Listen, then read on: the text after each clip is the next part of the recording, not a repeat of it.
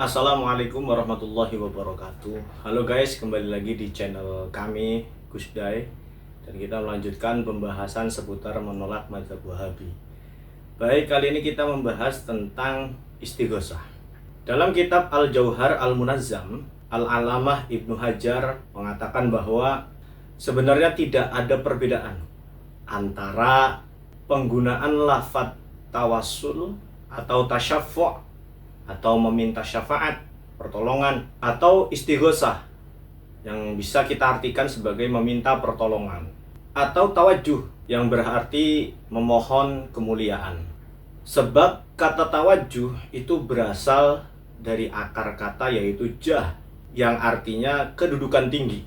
Dan orang yang memiliki kedudukan tinggi kadang dijadikan sebagai wasilah atau dijadikan sebagai perantara kepada orang yang derajatnya lebih tinggi lagi kemuliaannya. Sementara istighosah itu bermakna meminta pertolongan. Si pemohon pertolongan meminta kepada orang yang dimintai pertolongan. Agar apa? Agar mendatangkan pertolongan dari orang lain, meskipun lebih tinggi kedudukannya atau lebih tinggi derajatnya. Maka dari itu, dengan demikian bisa kita simpulkan bahwa baik tawajuh ataupun istighosah melalui perantara Nabi Muhammad SAW atau orang lain yang soleh tidak berarti apa-apa di dalam hati orang yang beriman, karena memang hakikatnya meminta pertolongannya tetap kepada Allah Subhanahu wa Ta'ala, namun melalui perantara atau wasilah, yaitu perantara sebab alami yang biasa terjadi. Ini dikatakan bukan hakiki tapi secara majazi. Maka jadi sesungguhnya yang sebenarnya dimintai pertolongan adalah Allah Subhanahu wa Ta'ala, sedangkan Nabi Muhammad SAW hanya sekedar sebagai wasilah atau sebagai perantara antara Allah dengan yang si pemohon pertolongan. Allah lah zat yang dimintai pertolongan secara hakiki. Sementara Nabi itu adalah orang yang dimintai pertolongan secara majazi atau kiasan. Dan pertolongannya sebab usaha dan sebab alami yang diperoleh karena kemuliaan derajat dan kemampuan memberikan syafaat. Kenapa demikian? Saya mengutip ayat Al-Quran bahwa semuanya ini Allah Subhanahu wa Ta'ala. Kita meminta pertolongan kepada Allah Subhanahu wa Ta'ala. Allah Subhanahu wa Ta'ala juga yang menggerakkan kita.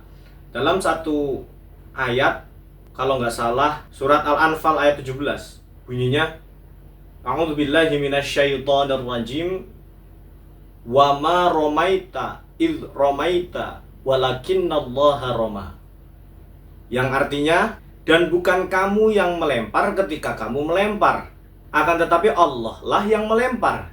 Artinya bukanlah engkau sendiri yang menciptakan atau mengadakan lemparan tersebut. Sebab lemparanmu itu hanya sebatas sebab dan usaha. Allah lah yang sesungguhnya menciptakan dan mewujudkan lemparan itu. Rasulullah SAW juga pernah bersabda yang berbunyi, Ma'ana hamaltukum walakinnallaha hamalakum.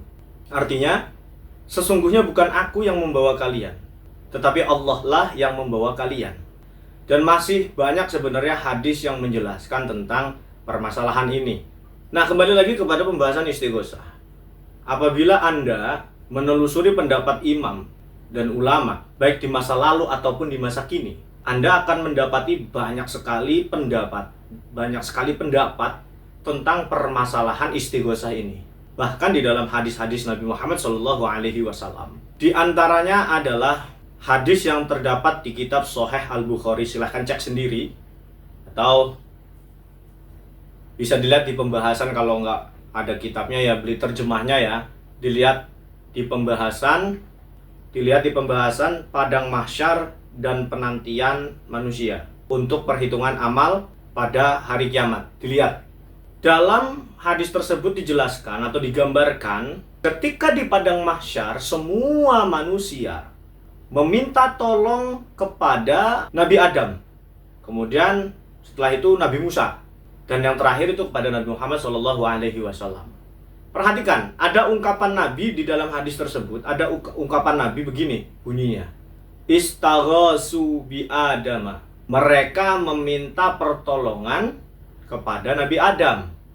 Maka kalau kita kaji hadis ini, jangan secara tekstualis ya, tapi secara kontekstual. Karena hadis itu ada yang bermakna sesuai teksnya, ada yang perlu makna selain teksnya atau kontekstual. Karena memang dilihat bagaimana Nabi itu berbicara, apa yang dimaksud oleh Nabi. Maka kalau kita bedah hadis ini, pertolongan kepada Nabi Adam, meminta pertolongan kepada Nabi Adam, itu bersifat majazi, bersifat kiasan. Sementara yang dimintai pertolongan secara hakiki adalah Allah Subhanahu wa Ta'ala. Maka terkait hal ini disebutkan dalam sebuah hadis sahih, jika seseorang ingin meminta pertolongan kepada Allah Subhanahu wa Ta'ala, maka dia dibolehkan untuk mengatakan, wahai hamba Allah, tolonglah aku. Dalam hadis lain disebutkan kisah tentang Qorun. Ya, kita tahu Qorun lah, ketika Qorun itu ditenggelamkan oleh Allah Subhanahu wa Ta'ala, Qorun itu meminta tolong kepada Musa. Wahai Musa, tolong aku, kata Qorun. Nah, alih-alih menolongnya, justru Nabi Musa malah, wahai tanah, tenggelamkan dia. Malah Nabi Musa nyuruh tanah, suruh menenggelamkan si Qorun. Maka Allah Subhanahu wa Ta'ala merespon sikap Nabi Musa ini, bahkan mencela sikap Nabi Musa ini. Karena apa? Karena tidak menolong Qorun. Memang hakikatnya meminta pertolongannya kepada Allah Subhanahu wa Ta'ala, tapi secara majazi melalui Nabi Musa, secara majazi, secara kiasan, secara perantara, secara wasilah kepada Nabi Musa. Justru ketika Nabi Musa tidak menolong, Allah murka. Allah mencela sikap Nabi Musa yang tidak menolong. Maka dari hadis tersebut bisa kita ambil kesimpulan bahwasanya penyandaran istighosah atau permintaan pertolongan kepada Allah adalah penyandaran secara hakiki.